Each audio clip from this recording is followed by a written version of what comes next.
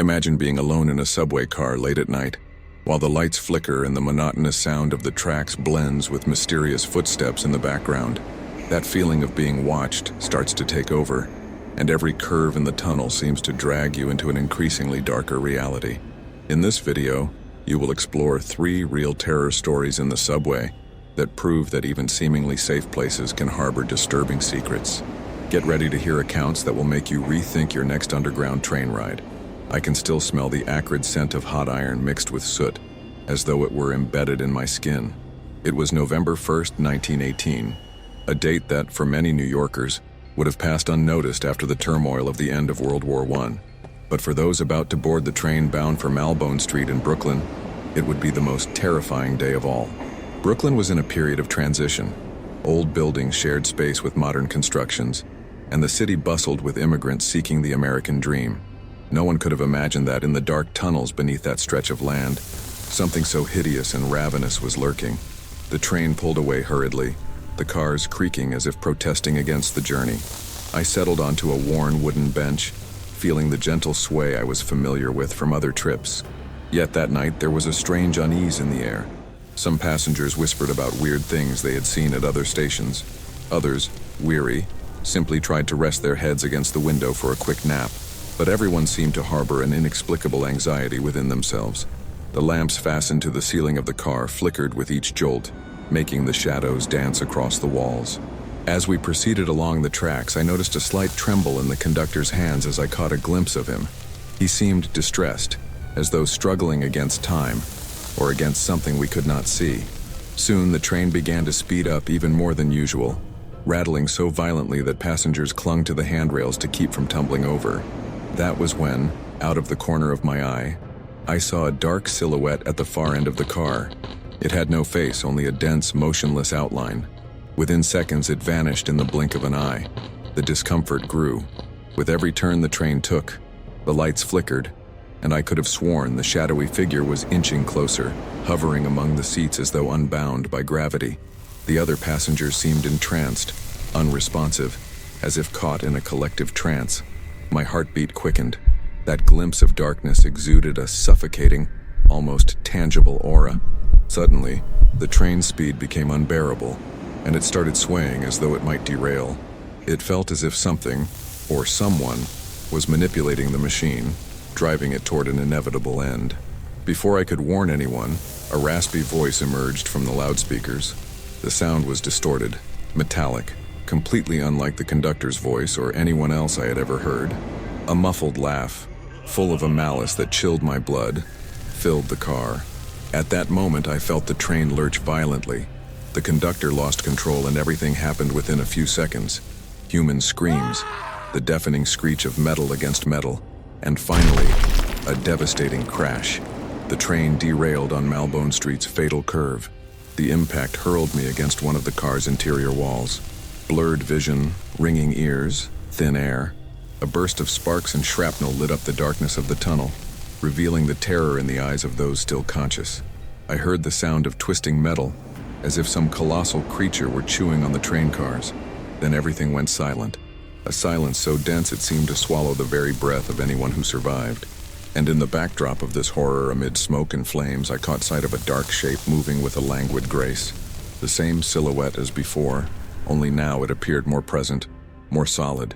There it was, bearing witness to our misfortune. In that moment, I knew it was not just a shadow. It was something alive, ravenous, and possibly very, very old. Once I regained my senses, a stabbing pain overwhelmed my body. I tried to stand, but my arms and legs trembled, nearly powerless. I looked around and saw the aftermath of the chaos.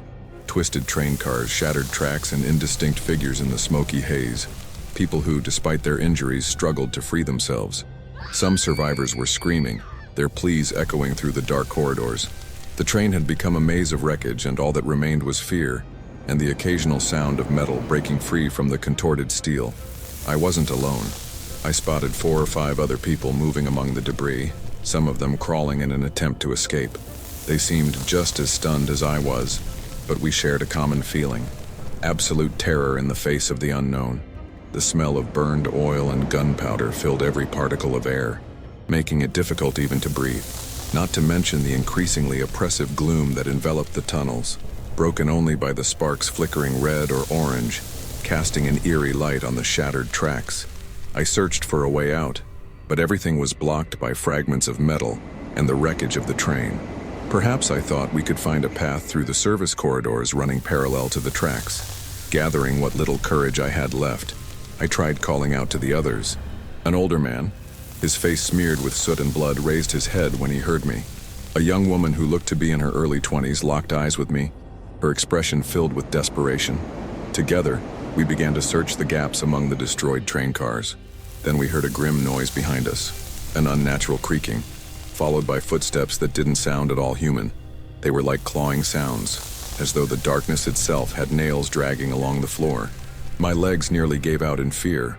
We began moving faster, trembling, trying to flee along corridors littered with shards of glass and dislodged tracks. That was when, in the blink of an eye, we saw the same ominous silhouette again, hovering at the far end of one of the tunnels, making no sound. It didn't need light to manifest. It was as if the darkness was its natural ally. The creature didn't rush toward us. It merely approached, slow and deliberate. Each step sent a primordial terror into our hearts. The older man began to shout, begging for mercy, but in return all he received was a low hiss, a faint whisper-like sound that echoed down the tunnel. In a moment of courage or desperation, he tried to strike the creature with a piece of rail he was holding, but the object passed through that figure as though it were mist. In response, the creature emitted a guttural sound, and the man collapsed to his knees, choking for no apparent reason. The young woman beside me screamed and ran, but she didn't get far. The creature's very shadow seemed to stretch across the floor and latch onto her legs, sending her tumbling down with a sharp cry. Before my stunned eyes, she was dragged behind a heap of wreckage, disappearing completely from sight. Her agonized screams reverberated for a few seconds before silence reigned once more. Everything happened too fast for me to help. That was when I realized, chilled to my core, that this wasn't just a chance accident. It was a hunt.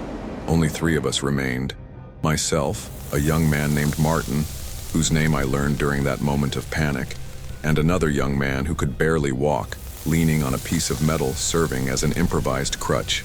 We summoned our last bit of strength and moved in the opposite direction, the only way left to us. The service corridor, once used by subway workers, seemed to stretch on infinitely. Darkness swallowed us, and the distant sounds of twisting metal only intensified the tension. It was as though the tunnel had a life of its own, and at its center dwelled the very embodiment of terror. We spent what felt like an eternity stumbling blindly. Now and then, we tripped over loose cables or chunks of concrete, and each noise sounded like a potential attack from that entity. The air in the tunnel grew increasingly thin, saturated with ash and the acrid smell of burning. The injured young man, his leg badly hurt, could barely crawl. Martin and I tried to support him, but with every passing minute, our hopes waned. There was no sign of rescue, much less any viable way out. Still, we decided to move on.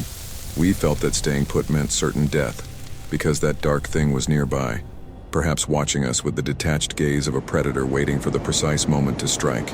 At one point, we heard a low cry behind us. The injured young man had lagged behind. Martin and I turned to help him, but all we saw was a swath of shadow taking shape in front of him. The cry was cut short abruptly, as though someone had sliced away the sound with a blade. The young man's body collapsed, lifeless. I tried to run to him, but Martin pulled me back, pointing at that same shadowy figure now standing beside the body. It had no eyes, yet it seemed to stare at me with an overwhelming intensity. In a desperate move, Martin and I pressed forward, knowing time was working against us.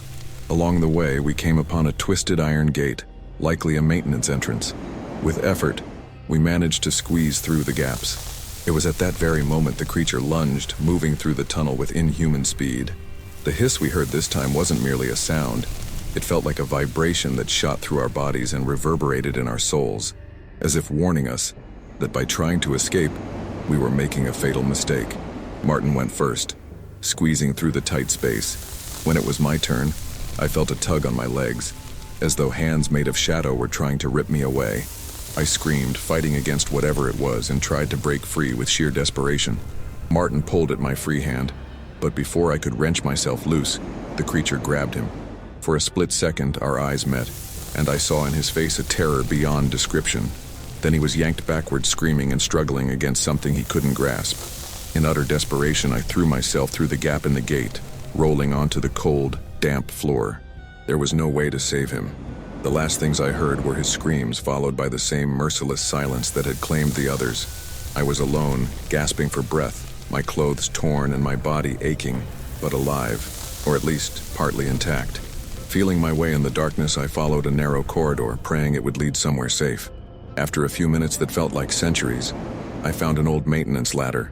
I climbed each rung as though it were my last until I reached a metal hatch that opened to the surface. I emerged onto a cobblestone street, glistening with the rain that had just begun to fall. My heart nearly leapt out of my chest when I realized I was only a few yards from Prospect Park. I looked around, expecting to see that figure chasing me, but the creature seemed to have remained in the tunnels. Perhaps it only lurked there, laughing at my desperation, waiting for another chance to snatch me. For months, I relived those moments in every nightmare. Telling people what happened did no good. The city chose to rename Malbone Street, as though it could erase the horror that took root in that tunnel. The authorities blamed the inexperienced conductor, signaling issues and excessive speed. But I know the truth. Something fed on our collective fear that night. People swear they hear strange noises in the old stations, incomprehensible whispers echoing through the early hours of the morning. Engineers making repairs report seeing dark shapes moving at the end of service corridors. And there are those who claim that, on quieter nights, you can hear, far off in the distance, a hissing that reverberates through the concrete walls, an ancient call foretelling that the creature's hunger will never be sated. Now, as I write these words, I feel there's no way to fully exorcise the horror I witnessed. Malbone Street, renamed or not, remains the symbol of a dark power that haunts Brooklyn's foundations. And if there's one truth I learned on the worst night of my life, it's that certain forces once unleashed cannot be contained, only endured by those who survive to tell their story. My name is Robert, and if there's one thing I've learned in life, it's that certain stories never die. They merely bide their time, waiting for the right moment to resurface. I grew up listening to my grandmother Helen speak, always evasively, about a train accident that took place in 1918, along the old Malbone Street stretch in Brooklyn. She seldom went into detail, but the distant look in her eyes said it all. It had been so horrific that words were inadequate to describe the terror she had experienced. I never understood why that memory haunted her so deeply, until fate led me down the same dark path. My grandmother met my grandfather Andrew, shortly before the Malbone Street disaster. Back then, they were still engaged, two young dreamers trying to make a living in a growing city. Both of them were on the train the night of the accident. Miraculously, they survived, but they bore on their bodies and souls the marks of a horror I always believed was exaggerated by the imagination. After all, stories of an evil presence feeding on passengers' fear sounded too unreal to me. Time passed, my grandfather died, and though my grandmother grew more fragile, she never lost the spark of someone who had survived the unthinkable. On August 28, 1991, she had urgent business to attend to in Manhattan. My fiancée, Sophia, and I accompanied her to the subway station, as we had no other fast means of transportation that night. I must admit, the worried expression on my grandmother's face left me uneasy. While I wasn't superstitious, a pang of anxiety jabbed at my conscience, like a memory not my own trying to warn me. It was already late, and the station was packed with people returning from work, exhausted and short-tempered. We boarded one of the cars, and the doors closed with a sharp sound. My grandmother clung to my hand. She was trembling. The train set off, swaying slightly. Nothing out of the ordinary, yet my heart began to pound. I glanced at Sophia, trying to hide my own nervousness, but she didn't look calm either. My grandmother remained silent, her gaze fixed on the flickering lights on the ceiling. When we got near Union Square, everything went downhill. The train started shaking more violently than on any ride I'd ever taken. A crackling noise came over the loudspeakers, followed by a distorted voice from the conductor announcing a mechanical failure. The message, however, sounded strange, as if someone were scratching both the microphone and their throat at once. Then the lights flickered and went out for a few moments, long enough for a chill to course through my entire body. My grandmother squeezed my hand so hard it startled me. Then everything happened very quickly. All of a sudden, I felt a colossal jolt that flung me against the metal bars. Screams erupted in the darkness, and we could only rely on the brief flashes of sparks bursting from the snapped wires to make sense of what was happening around us. The sound of metal grinding against the tunnel walls was surreal, like never-ending thunder. When the train finally stopped, toppled onto its side, an oppressive silence took hold. I disentangled myself from the twisted debris and found Sophia, who seemed to have only a few minor cuts. My grandmother, lying a few feet away, was moaning in pain. We helped her to her feet, though she was visibly shaken and wounded. With the train car half destroyed and no proper lighting, it was almost impossible to see a hand's breadth in front of your face. The smell of burning rubber and spilled oil was suffocating. From time to time, sparks crackled from the severed wires, lighting the corridor like intermittent lightning bolts. In that ghostly flicker, I caught sight of injured people, some unconscious, and others unnervingly still. We moved to help an older man trapped between twisted seats, but a low hiss, almost inhuman, stopped me in my tracks. My grandmother looked at me in despair. In that moment, I understood that what had haunted her in 1918 was back. I can't fully describe that thing. In a brief flash of light, I saw a dark silhouette, almost an outline of nothing. It had no face, no defined form. It was as if it were made of the tunnel's very darkness. My blood ran cold. Then the lights flickered again, and when they came back, the shadow was even closer. Sophia let out a stifled scream. My grandmother whispered my name. I didn't know what terrified me more, the possibility that all of this was real, or the idea that I was inheriting my grandmother's destiny. The creature slipped among the wreckage as though searching for something, or someone. I watched in shock as it paused in front of a still living victim, leaning over them slowly, almost curiously. Then in the next heartbeat, the light flickered once more, and when it came back, only silence remained, and the lifeless body on the floor. The shadow seemed to stare in our direction as if it recognized me. At that point, I realized there was no point in trying to fight it. We had to run, or we'd end up like the others. With caution, we helped my grandmother walk through a corridor formed among the wrecked train cars. With each step, I could hear the crack of metal about to give way. The tunnel's very structure seemed on the verge of collapsing. The smell of soot, the taste of blood in my mouth, the dizziness brought on by adrenaline, it was all too much to process. At one point, my grandmother stopped, frozen, staring at the end of the corridor. The shadow was cast across the walls, blocking our path. It felt like a nightmare in which every attempt to escape only brought us closer to danger. I don't know where we found the strength, but Sophia and I supported my grandmother and slipped through a narrow gap along the side, near what must have once been a maintenance door. A sharp crack echoed, and pieces of the ceiling started to collapse behind us. As we ran, the creature let out that terrible sound again, a whisper that rattled my bones. All I wanted was to get off those tracks, to reach a place where sunlight would destroy any darkness. We nearly tripped over an iron step leading to an emergency stairway. We clambered up, our lungs burning with panic. At the top, we forced open a metal hatch, which finally gave way after some effort. I was the first to emerge above ground. The cold night air hit me full force. I helped my grandmother and my fiancé out of that suffocating space. Just a few yards away, I saw the flashing lights of fire engines and police cars as they arrived.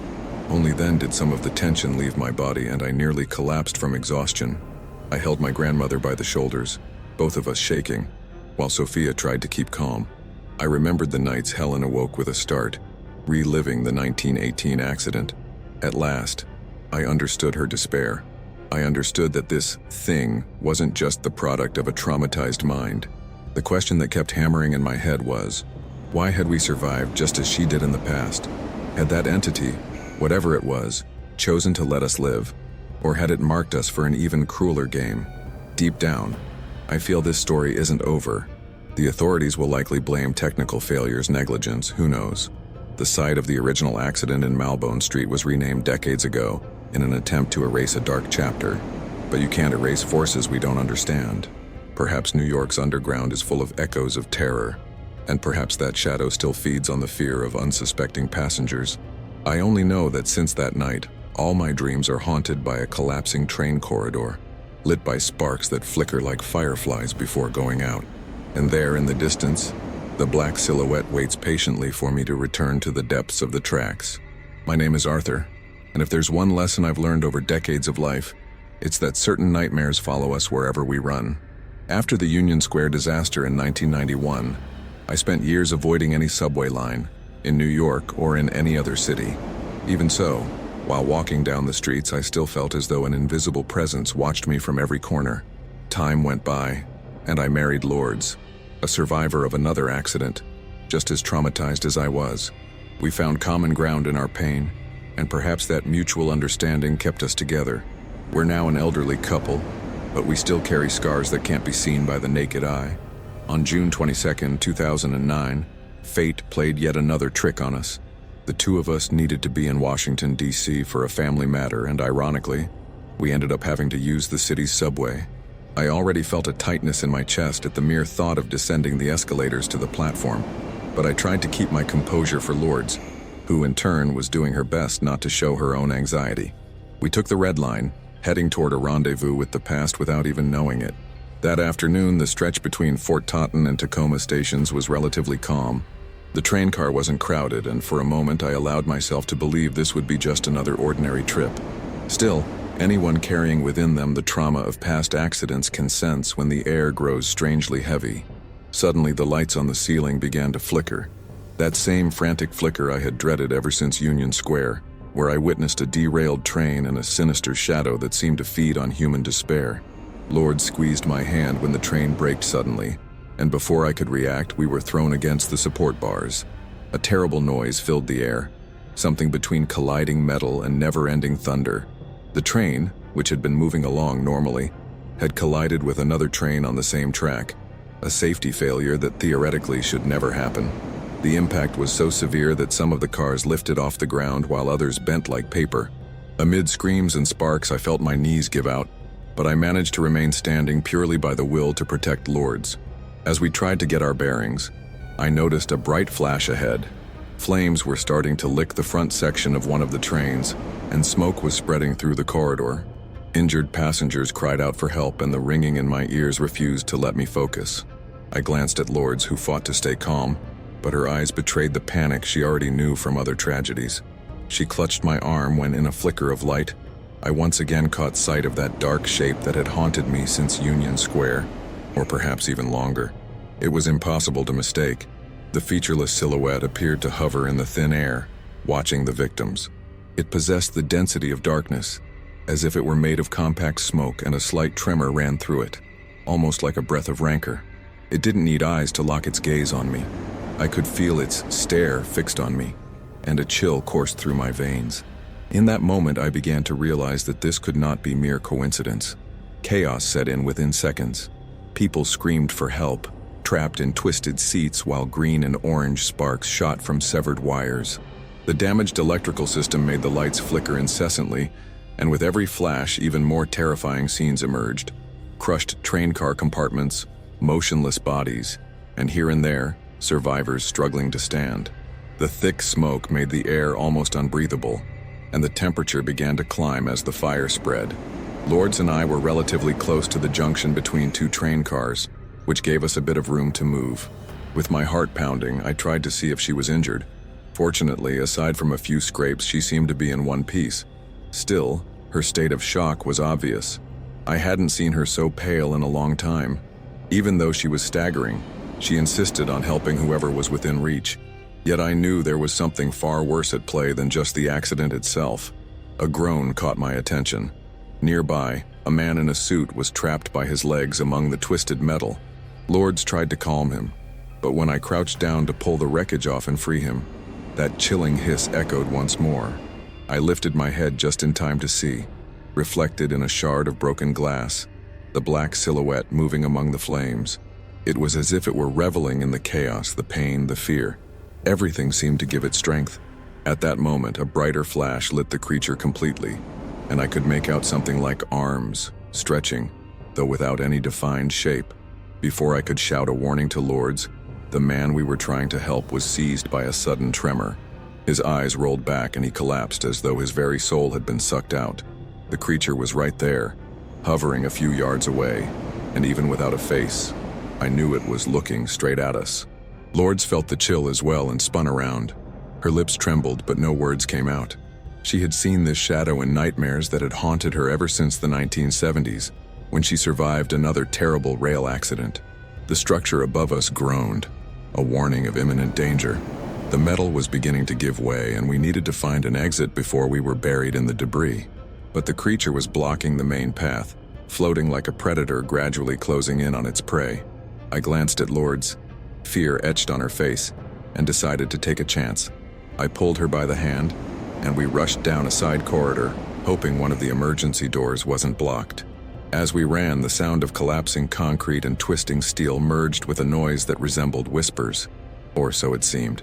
With every turn, I had the feeling the shadow was right at our heels, moving swiftly through the half-light. The corridor ended at an overturned train car, almost entirely upside down. We had to climb over flipped seats and shards of glass to get through. At one point, the abrupt movements made my leg throb from an old injury. Lourdes tried to help me, but I urged her on. We needed to keep our distance from that thing. The heat grew more intense, and the smoke thicker. Flames licked the ceiling of the car, painting the walls in a hellish red. I felt the air growing thin, and my strength ebbed away with each new obstacle. My only driving force was protecting Lourdes, and deep down, the desire to finally end this nightmare that had played out time and again in our lives. When we finally got past the destroyed train car, we stumbled into an open area, apparently a service space between the tracks. The emergency lights flickered weakly, casting shadows that stretched along the concrete walls. In the distance, we could hear sirens and voices, indicating rescue teams were getting closer. It felt like hope, but also urgency. If we didn't get out of there soon, everything could come crashing down on us. Lourdes and I walked on, clinging to each other for balance. Then that hissing sound returned, echoing through the tunnels as though amplified. Amid the sparks, the shadow reappeared, bigger now, almost tangible, blocking the main path. For an instant, I had the impression it grew each time it absorbed the surrounding fear and despair. We were forced to step back. The sound reverberating through the tunnel resembled a chorus of moans, as if all its previous victims still lingered there, bound to this nameless entity. That's when everything was lit by a sudden glare. A small explosion in one of the cars sent a burst of flame rushing through the tunnel like a gust of fire. The blaze moved quickly, reaching the spot where the creature hovered. It responded with a muffled shriek, the first true sound we heard from it. In a movement that bordered on panic, the silhouette seemed to twist, like a shadow distorted by light. Then it pulled back into a swirling darkness and was sucked into a crack in the tunnel, vanishing completely. Lourdes and I were stunned, barely believing what we'd just witnessed. The path was clear, but who could guarantee that thing wouldn't return in seconds? There was no time to hesitate. Stumbling, we ran toward the exit that seemed least obstructed. Nearly out of breath, we found a gap leading up to the surface. We climbed a flight of service stairs, feeling the walls shake with every new collapse. When we finally reached the daylight, paramedics and firefighters were rushing back and forth, shocked by the scene of destruction beneath their feet. Incredibly, we both emerged almost unscathed, apart from scrapes, minor burns, and of course the irreparable memory of the terror we had faced. And once again, we learned that very few had survived. Many of the injured did not make it, and rescue teams found several train cars in even worse condition than ours. The authorities called it human and mechanical error, but Lourdes and I knew there was more to it than that. In the end, I understood that the entity hadn't finished with us. It had merely been repelled by the fire, perhaps injured in some way. But ghosts don't die in the heat of flames. They just retreat to, who knows, return stronger and hungrier. At night in the hospital, I looked at Lourdes sleeping and realized we were no longer young. We had escaped yet another disaster and still stayed united. Perhaps that was the reason for our survival, the strength we drew from each other. But I know that this creature, whatever it is still out there, prowling the subway tracks in search of fear. If I can offer a warning, it is this: be careful when facing the darkness of the tunnels. Sometimes what hides there is not just the sound of gears or the dampness of the walls. There is something ancient, nourished by human suffering, and eager to turn each station into a stage of tragedy. We, who continue to live after so many encounters, carry the mission of telling the truth, even knowing that few will believe. And so we continue, hoping that one day these underground horrors will find their final rest.